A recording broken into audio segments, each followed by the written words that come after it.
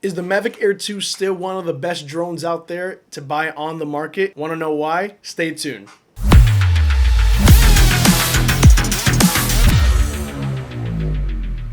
What's going on, everybody? This is Aaron, of course, from the one and only R-Man Films, and if you are new here, thank you for coming to the channel. If you have not done so already, you can go ahead and like this video. Make sure to subscribe, share, comment, do whatever you guys gotta do. Today we are focusing right on the new Mavic Air 2. Well, it's not technically new. The video's new, but let's just say it's new to the year and the fact that people are still looking for this drone, specifically if they're on a budget. Why? Well, first and foremost, it's literally a great drone. Yes, I know, people are gonna tell me about the Avata, the FPV, the Mavic Air 2S, and moving forward, the Mavic 3 Cinepro, and so forth. I get it. Those drones are out there, but sometimes till this day, I guess ever since COVID came around, everybody decided to be very budget friendly with their stuff, and that's where the Mavic Air 2 comes into play, specifically for drone flying. Now, if you're wondering, there is, I believe, a Fly More combo kit on the website, but it is a refurbished, but you could still be eligible for the Care Refresh program. But you can also go on Amazon. Somebody sells them directly from the factory. You can just buy the drone itself without the batteries, and once you start it up, you got about 48 hours to claim the serial number and get some DJI Care Refresh. Alright guys, so as you know, this is the standard controller that comes with the adjustable joysticks that you can replace and put on the bottom for storage. This is the iPhone 14 right now running the connection. As you can see right now, it is just straight on my laptop with the R-Man Films logo. It's a quick 13% battery because, you know, I didn't charge it. Satellites are off because I'm surrounded by cement. So that's where, you know, it's not going to be a full recap of it flying for today. So right now we are in video mode, so we're going to get right into that. So if I click here, okay, that brings it right up to the safety. There's still the flight assistance of the bypass, the brake, and off. Never turn it off. Definitely not. Leave the brake or the bypass, whichever one. I definitely recommend the brake because it is a little more efficient when it comes to running into stuff and you might not know. And let's just say the drone's connectivity doesn't pick up right away. It will, who knows, maybe run into it. I'm hoping not. It's never happened to me before, but just in case, I would always like to take precautions. All right, moving forward, max altitude, you know, regular 400 feet of FAA regulations. Going down, still the same thing of max distance. Return home altitude, that's completely up to you on your preference, wherever you're living. Don't try to make it too high because don't be in a building. You click return to home, it's gonna smack that ceiling, and we don't want that. We don't want any broken drones. All right, we're gonna move on to controller. I have the units for Imperial as far as like feet. You know, I'm not too familiar with meters and the calculations of that, so that's where I just leave it in Imperial because it'll calculate inches, centimeters, feet, and miles. Now, as I scroll down, we're gonna stop right here at the gimbal. The gimbal mode is gonna be regular follow mode. These are just simple preferences and settings that I would definitely recommend going forward with flying your Mavic Air 2 or just any type of drone down the Mavic line. Going down here, we have the remote control, still same thing. I enabled the phone charging, it's really beneficial. The auxiliary LED with the special buttons, so you know if I click once, it's gonna shine that light here.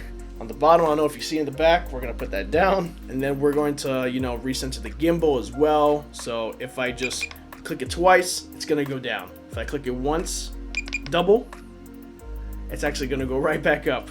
So now we're just gonna scroll that all the way back up and perfect. Camera itself, colors are normal. Decent alike is great for type of color correction or any type of C-Log footage that you guys would like to be a part of. Coding format H.264, real basic for any type of Mac. Right now I have a MacBook Pro, so it's a lot more easier. If you have a Windows, stick to the H.264 because mainly the H.265 is also for Mac. So if you're shooting that in the 6.5, it will be a little difficult on a Windows computer. My format's in MOV, even though it takes a little more storage.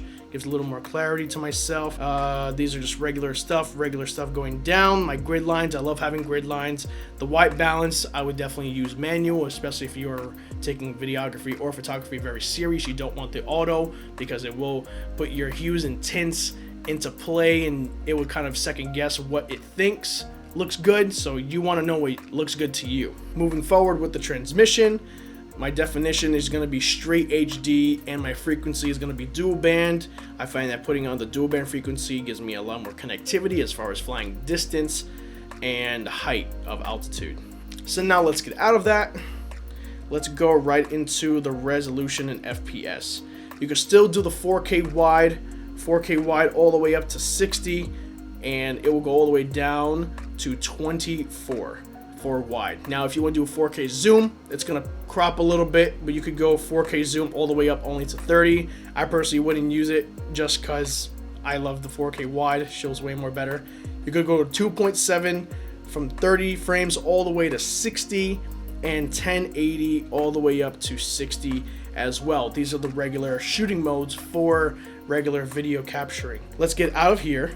We're back at the 4K 60. Now if we click on the video mode, there's still the HDR for the high res stuff. This is kind of like going to the C-Log type of footage and just capturing all those colors that you really want if you're really into color correction. The HDR, decent alike.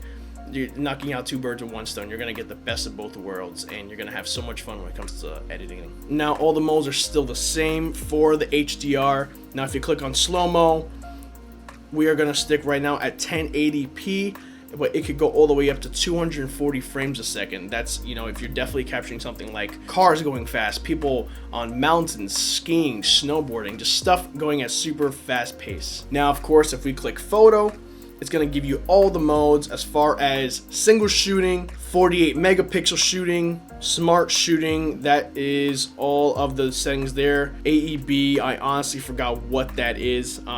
I honestly think that's part of the new software update. That's the first time I actually seen that. Bursts is obviously like, you know, multiple shots in one time. And then we have time shots, basically just like, you know, you're doing a timer on your phone. Now, if we scroll down on the panel, we also have still the quick shots. Now I'm unable to go through that because I'm in the box right now. So right now that's that. Even the hyperlapse as well. It's going to show you a display of what that will look like. It does take time.